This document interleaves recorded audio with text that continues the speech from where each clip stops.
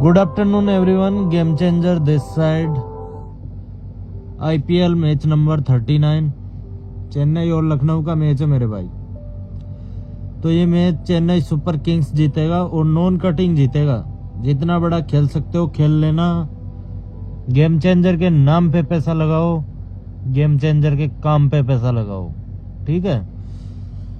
आपको लखनऊ अच्छा फेवरेट मिलेगा। आपको फर्स्ट एंट्री 60 से 70 पैसे पे करनी है।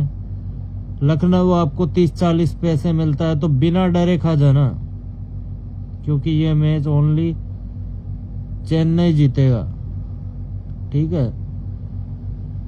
चेन्नई आपको 20 पैसे मिलेगा, वहां पे कैश आउट करना है आपको, दोनों साइड प्रॉफिट करना है, ठीक है। तो मेरे भाई मेरे दोस्त, चेन्नई पे पैसा लगा लेना और पैसा कमा लेना।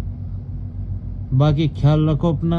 Love you, take care, CSK win this match, okay.